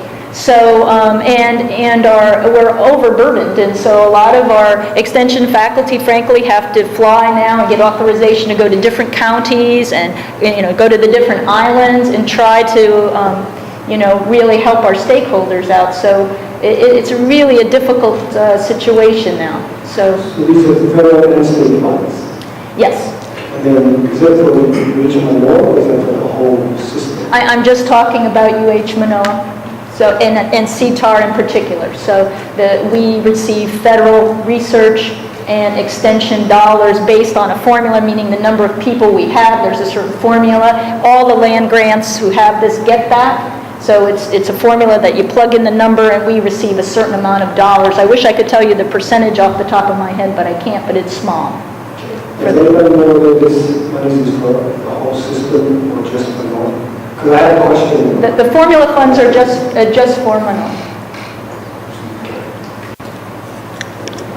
All right, let's go back to what we're talking about. Next step. So next steps, I think this is a great first step. Open dialogue, talking with each other. Definitely would like to hear more Mana'o out there. I think there's a voice out here that is being spoken, it's being said, but it needs to be amplified. And that's the voice of these young people here, the future of Hawaii. So one of our biggest problems is that we steamroll ahead and we leave it up to the next generation to figure out the problem that the generation before burdened them with. And I think your voices need to be heard, and I think people need to listen to what they have to say. So, mahalo.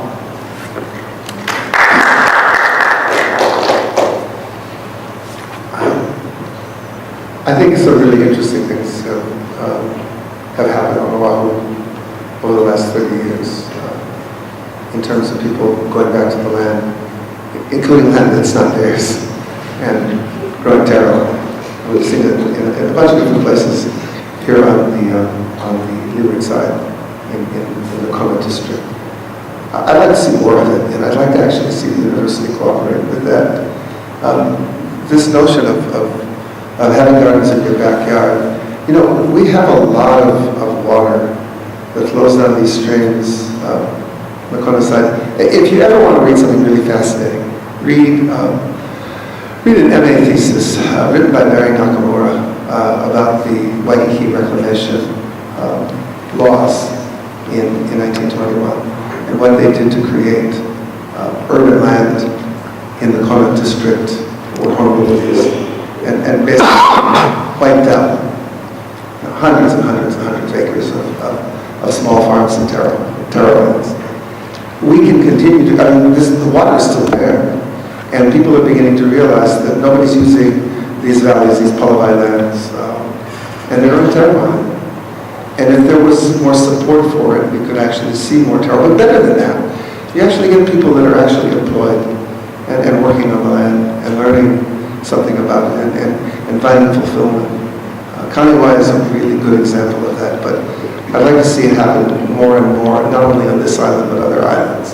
And it would be great if we if we could have the full cooperation of universities on this and the Department of Agriculture. The problem, of course, is that a lot of times it's not really our land. And that's a small issue, really. I mean, people have been messing around with other people's lands in a way for a long time. We've got an example of like half the land's been taken by somebody else without so much as a fare thee well. So let's just think about writing it a little bit and being aware that, laws are good, but good practices are good too, and food's good. Let's be a little bit radical about this. Thank you very much.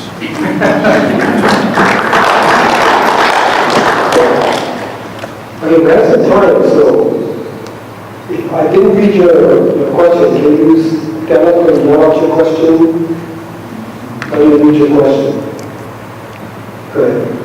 So I have a question about developing a major in organic farming and curricular change, and whether that is something that you see happening in CTAR, some kind of curriculum that goes towards teaching people about farming and organic farming.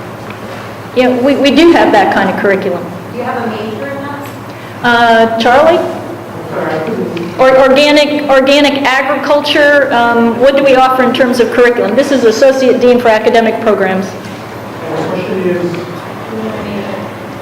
What kind of curriculum for organic agriculture do we currently have? we have, in organic agriculture, we also have a student club, in fact, that is dedicated to organic agriculture. It's called the Soft Club, and they hold a number of courses, displays, and even have a garden up there that the neighboring school, kindergarten, they take. And we certainly have research in organic agriculture. And what we're engaged in right now is a strategic plan that's looking at curriculum. So looking to the faculty to develop new curricula, and that we could offer a major in that if that's where the faculty feels it should go above and beyond the courses we now offer and the training that we now offer. So, what we want to do is offer the latest, information that has a demand, that students would like to take that, and there's a need for that sort of training. So, if the demand's there, if the need's there, we'll certainly go in that direction. The second part of the question, do you agree with something you said? Yeah, I was more just kind of interested in what kind of structural things could happen to promote the kind of things that John is talking about and Z is talking about, so that people are learning, to garden. Yeah, we also have a Master Gardeners program.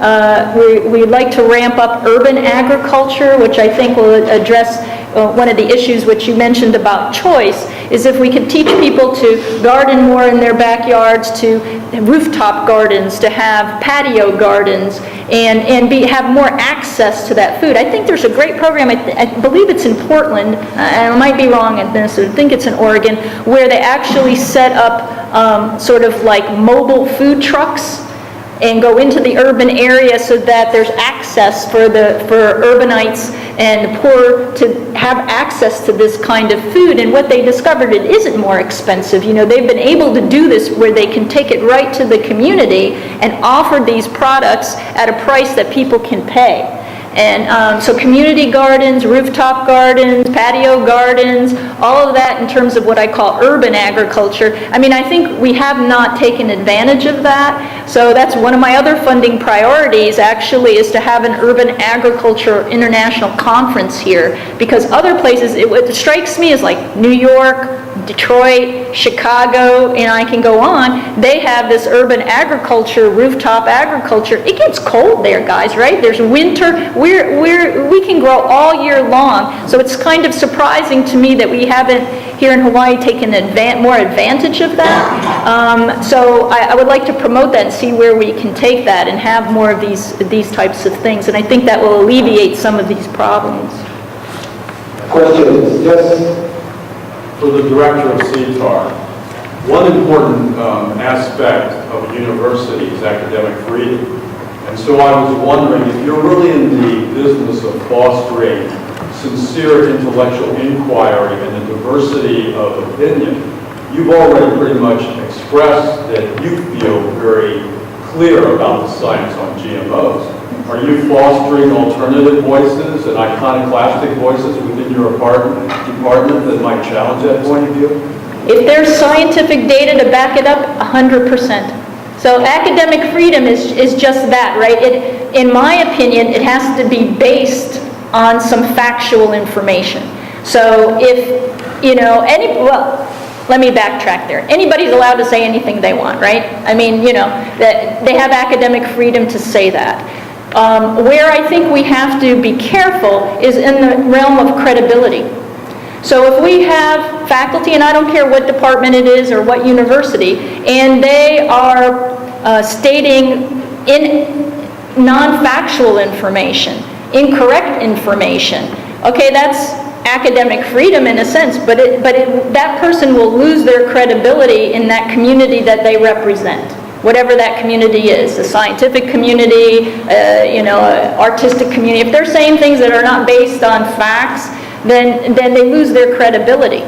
So what we try to do is maintain that credibility and that integrity and promote, factual information. But we don't squelch information, opinions of certain things. We had a conversation about that today. I think our job is to present all of the accurate information that's out there, the whole spectrum that's out there. And there's different choices. So there's, for particular examples, there's conventional agriculture, there's organic agriculture, there's GMOs, all of that. We present all that information, the correct factual information to the best of our knowledge that's out there, based, on all the information that we get.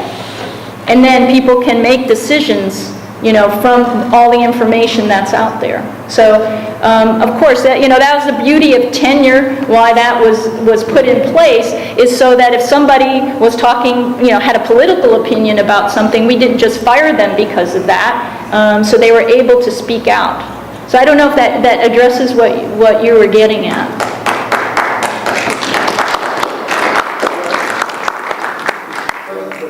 I just wondered if there are any people within your department that might challenge the notion of GMOs being scientific, like all the sciences in them. There's some hands up there.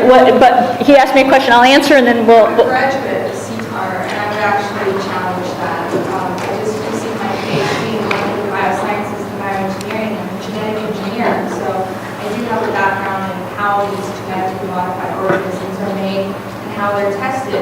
And recently there was a study done by a French group that came out and found out that there was an increased incidence in tumors and kidney disease and liver disease in mice that had been fed GMO diets.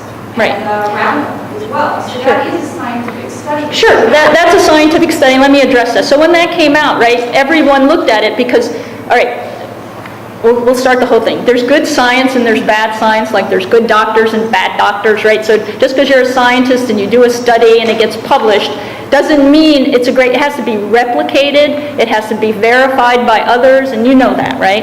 Yeah, well, I actually read the article. Yeah, so did I. And what I want to state for that, I'm not defending anything. If there really is legitimate data out there, that's the beauty of science, is you're open-minded. When new data comes in, you recreate, you make a new hypothesis.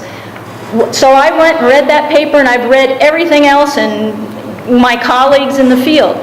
The European Food Safety Authority dismisses that study. And the reason is, it's intriguing, and there may be some truth in there, but it's a very incomplete study. So there was no the controls were not appropriate. So it bears to be repeated again by others to validate that. In response to that, that's actually untrue. The controls for the study were done in a toxicology study. They were not done for carcinogenesis, and carcinogenesis, and trying to understand if something causes cancer, would require a control of 50 rats, whereas this control group was 10 rats, and 10 rats is actually what the standards recommend for a toxicological study, and that was actually refuted by the author of the study. And he gave a big, long discussion about why he used the rats that he used and why he used the controls that he used.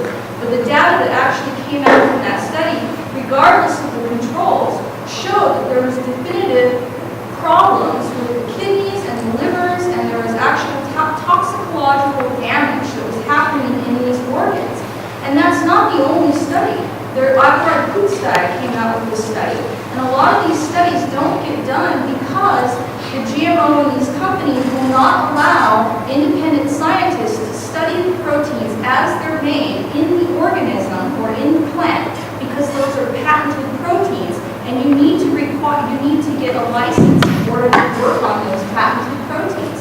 So here we are, scientists, as a genetic engineer, I want to know what causes hyperproliferation of cells in the intestine of rats that have been given these supposedly safe GMOs. There's something that's happening with the promoters and the things that we put in a lot of ways that they put these genes in.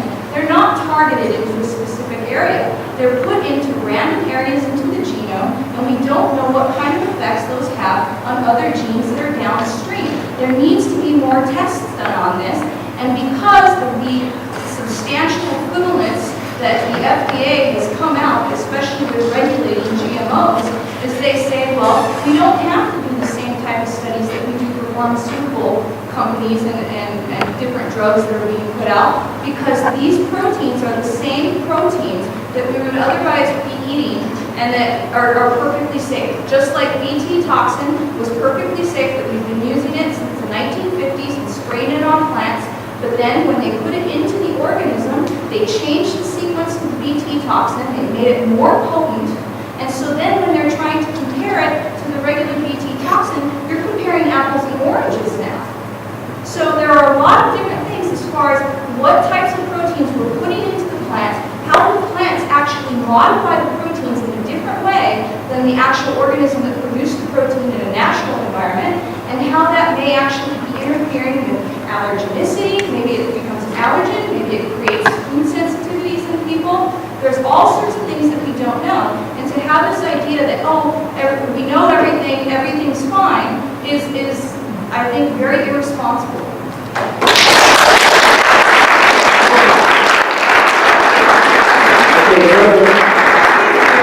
This topic for the forum that we're going to have. That's a great idea. I know it'll take a while. I hope you're going to write a grant proposal on that.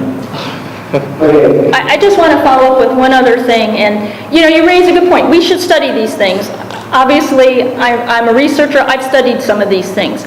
We do need to make sure they're safe. You're correct when, things go in one way, they may not come out the other way. Obviously, we need to do these studies. You pointed out a particular study which I was addressing, which the preponderance of the scientific community says is inadequate.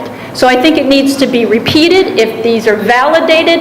And the other thing I want to make sure, what I hope in this conversation is GMOs, it's just a technique, people.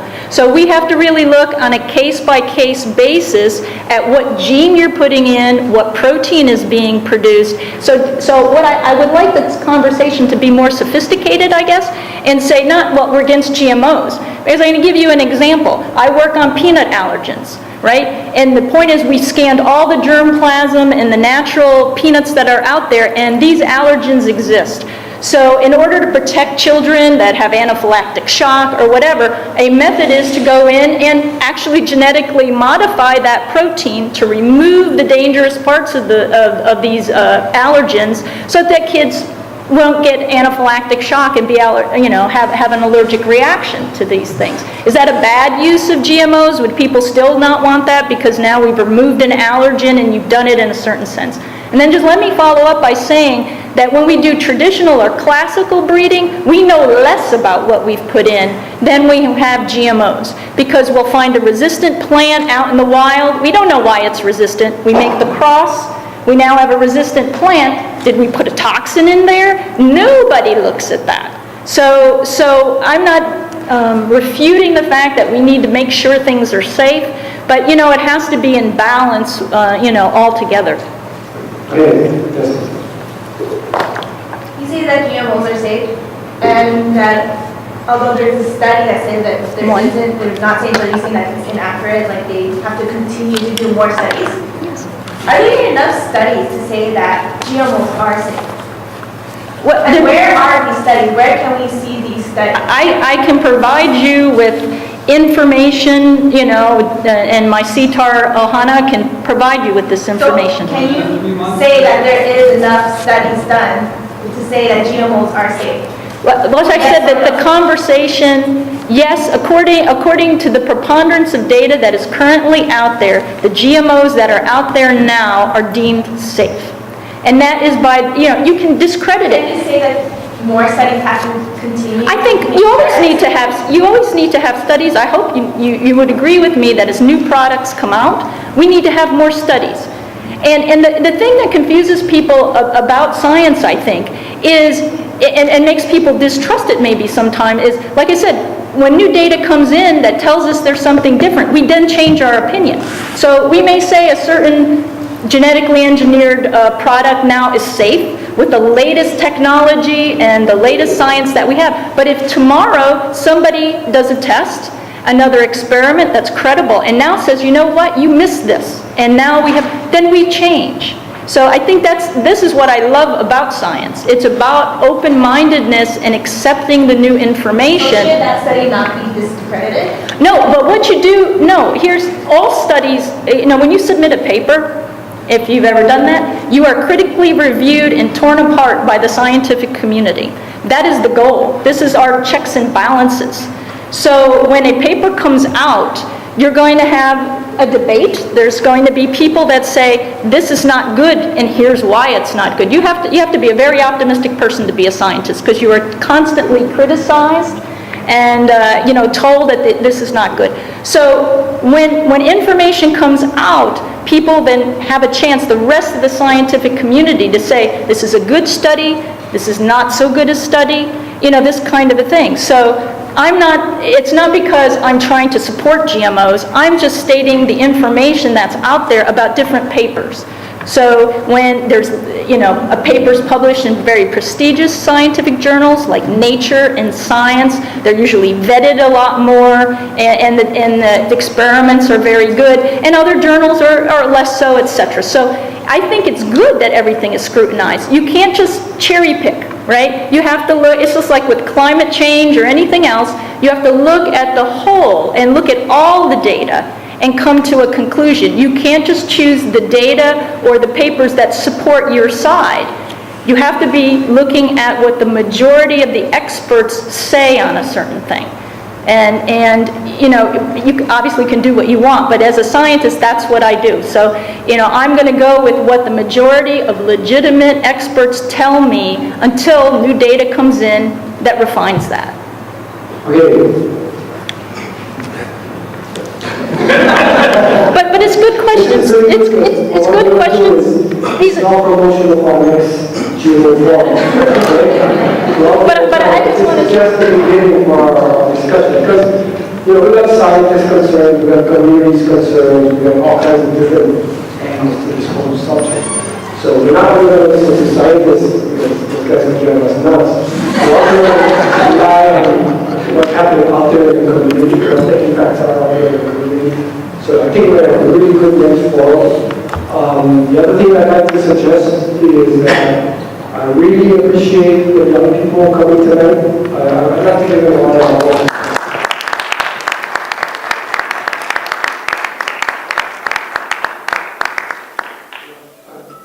Not easy to go up here on the stage and try to say something that you want to say, because every time the younger guys are going to talk about it, they're going to have to ask them.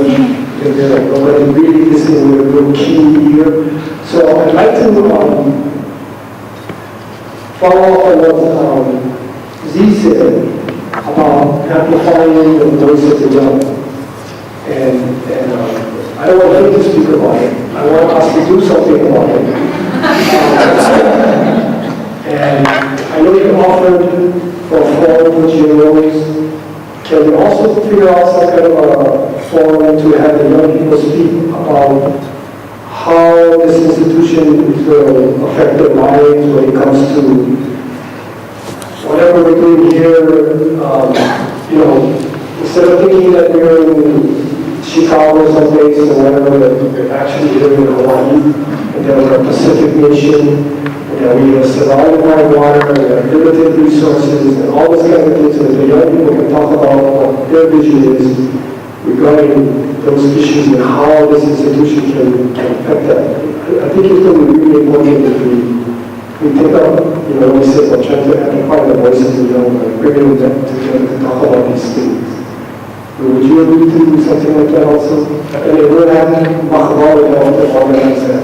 Absolutely, that'd be wonderful. I do want to remind everybody also, we're having a campus conversation on the 19th of November at noontime in Kuykendall Auditorium. This will be our second campus conversation about some of the issues we brought up 2 weeks ago. But I would love to have more dialogue. I really don't think we do enough of that as a university, and I'd like to see, of course we have lots of conversations in our traditional classes and things, but more conversations like this one on crucial and important issues, I think are an important part of our mission as a university. And the more the merrier, in my opinion.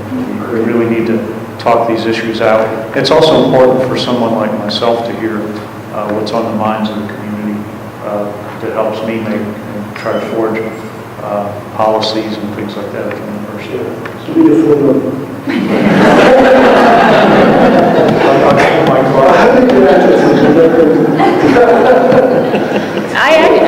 I just like that. I'd like to see more young people, more of our students here, to have, a good representation of the student body.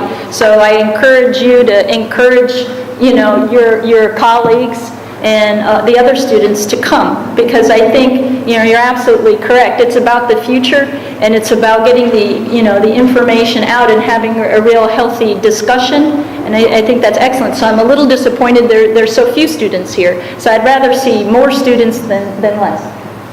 Okay, so I didn't go through all the questions. We're going to go type them all, right? You get the ones here? I don't have to do the type this.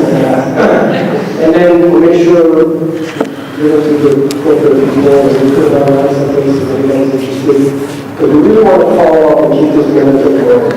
So I want to, first of all, thank all of you for coming tonight. So thank you so much for coming. And another thank you goes to the panel, Mohammed.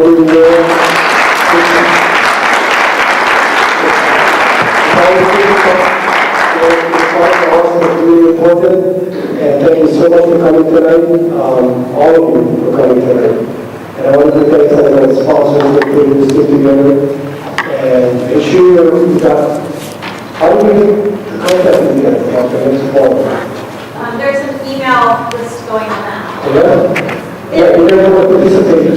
We have an email list so we can make sure that you guys know. And we'll be taking up this issue again with Dr. Apple and try to make sure that we keep talking about this and talking about this so that everybody listens to each other's positions on this whole thing and we get this thing resolved. This island is too small for us to be fighting over agricultural lands and putting too many houses. We're going to have to fight for the water. We're going to have to fight for the land, but we can fight in ways where we can resolve a different form other than confrontation. So that's one of our things. Any last comments from any of you? We allow that. If not, go back to the close. Thank you so much for coming.